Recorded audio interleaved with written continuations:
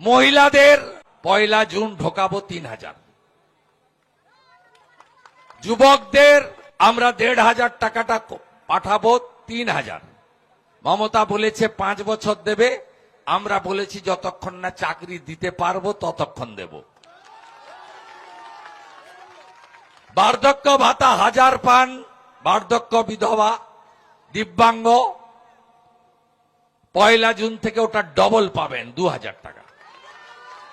PM Kisan Samman Nidhi 6000 পাচ্ছেন, 1 June থেকে ওটা 9000 পাবেন। এখন ভুয়া স্বাস্থ্য সাথীর কার্ড ভেলোরে চলে না, কটকে চলে না, মুম্বাইতে চলে না, দেবী সেটির হসপিটালে চলে না, ডাক্তার রেড্ডির হসপিটালে চলে না, শঙ্কর নেত্রালয়ে চলে না, মুম্বাই ক্যান্সার হসপিটালে চলে না। আমরা আয়ুষ্মান ভারতের কার্ড দেব গোটা ভারতে, কাশ্মীর থেকে কন্যাকুমারী 5 লক্ষ টাকা পর্যন্ত চিকিৎসা ফ্রি। প্রসূতি মায়েরা 21000 টাকা পাবেন, 5টি পুষ্টিকর খাবারের কিট পাবেন। যারা পড়াশোনা করছেন মহিলারা, বোনেরা, কন্যারা গ্রাজুয়েট স্তরে এককালীন 50,000 টাকা, তাতে ল্যাপটপ কিনতে পারেন, ট্যাব কিনতে পারেন, বই কিনতে পারেন, কম্পিউটার কিনতে পারেন। 50,000 টাকা একসঙ্গে দেব। আর চাকরির বয়সে মমতা তো চাকরি দেয়নি, শিল্প তাড়িয়েছে। এই নন্দীগ্রামে 30,000 ছেলে বাইরের রাজ্যে কাজ করে, জানেন? নন্দীগ্রাম একে 18,204 জন ছেলে কোথায় কাজ করে জানেন? Orissa BJP, Maharashtra BJP, Gujarat BJP, Uttar Pradesh BJP, Andhra Pradesh BJP, কেরালায় কিছু আছে। এই 18,204-এর মধ্যে আবার মমতাকে যারা ভোট দিয়েছে সে 10,000 মুসলমানও আছে। এরা আমাদের এখানে বলে হিন্দুর পার্টি, আর বিজেপি শাসিত রাজ্যে রোজগার করে আর মমতার রাজ্যে টাকা পাঠায়। এটাই কঠিন বাস্তব। 5 বছর চাকরিতে আবেদনের বয়স সীমা ছাড় দেব। 6 মাসের মধ্যে সরকারি 6 লক্ষ ভ্যাকেন্সি পূরণ হবে শিক্ষক সহ। কার্বন কপিতে পরীক্ষা হবে, যা লিখবেন 1 কপি বাড়িতে নিয়ে আসবেন, কেউ নাম্বার চেঞ্জ করতে পারবে না। আপনারা বিজেপিকে আনুন, পরিযায়ী শ্রমিকরা বাড়ি ফিরবেন। আমরা কথা দিতে পারি টাটা সহ শিল্পকে আমরা ফেরাবো, আর মাঠ থেকে 3100 টাকা করে ধান কিনে নিয়ে যাবে সরকার, মাঝখানে কোনো দালাল থাকবে না। মৎস্য সাথী প্রকল্প চালু হবে এবং শিক্ষাক্ষেত্রে পিএম শ্রী চালু হবে। আনুন বিজেপিকে, ধর্ষণ শব্দটাকে তুলে দেব। কেউ যদি ধর্ষণ এর মতো কুকাজ করেন, সকালে জমা নিয়ে বিকালে খরচ করে দেব। আরজি করের মা পানিহাটিতে বিজেপির প্রার্থী বলছে আমার মেয়ের বিচার দিতে পারে একমাত্র বিজেপি।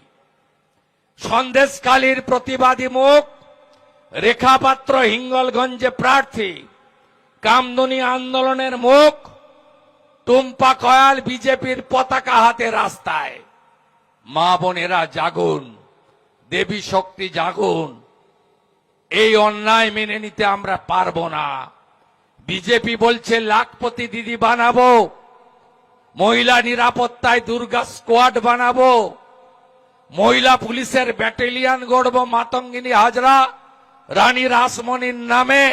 আর মমতা ব্যানার্জি বলছে মহিলারা সন্ধ্যাবেলা ঘর থেকে বেরোবেন না। এই তফাৎ তৃণমূলের সঙ্গে বিজেপির। আমাকে জেতাবেন তো? জেতাবেন তো বড় মার্জিনে? আচ্ছা বন্ধু, একটা কথা জিজ্ঞেস করব। হিন্দু গ্রামগুলোতে তৃণমূলের পতাকা আছে, মুসলমান গ্রামগুলোতে বিজেপির পতাকা নেই। মুসলমান গ্রামে বিজেপি প্রার্থী প্রচার করতে পারে না। হিন্দু গ্রামে তৃণমূল প্রার্থী প্রচার করে। আপনারা কবে ঐক্যবদ্ধ হবেন আমি জানতে এসেছি। মোহাম্মদপুর হাই মাদ্রাসা বুথে আমি পাই 2টা, তৃণমূল পায় 800। মোহাম্মদপুর হাই স্কুল বুথে, হিন্দু প্রধান বুথে 700 ভোট পড়লে আমি পাই 400, তৃণমূল 250, সিপিএম এবং অন্যান্যরা 50। একটু ভেবেছেন? একটু ভেবেছেন? আপনারা ভাগ হচ্ছেন, ওরা কিন্তু ঐক্যবদ্ধভাবে ভোট করছে। আপনি ভাবুন, ভাবতে থাকুন, মোথাবাড়ি, মালদা, মুর্শিদাবাদ কার জন্য হয়েছে? তার নাম মমতা। ভাবতে থাকুন, 85% থেকে 65% হয়ে গেছেন। এই অঞ্চলে সংখ্যালঘু হয়ে আছেন। মুর্শিদাবাদের সনাতনীদের অবস্থার দিকে তাকান আর ভাবতে থাকুন, ভাবতে থাকুন, ভাবতে থাকুন। আমি আশা করব যদি হাই মাদ্রাসা বুথে আমাকে একটা ভোট না দেয়, তাহলে মাথায় টিকা, ধুতি পরা, গলায় তুলসী রাখা, বিবাহিত মা বোন দিদি হাতে শাঁকা পলা সিঁদুর রাখা, ঘরে তুলসী মঞ্চ থাকা ভোটাররাও তাদের বুথে তৃণমূলকে শূন্য করবে। তাই তো ঢুকলো মাথায়? ঢুকলো?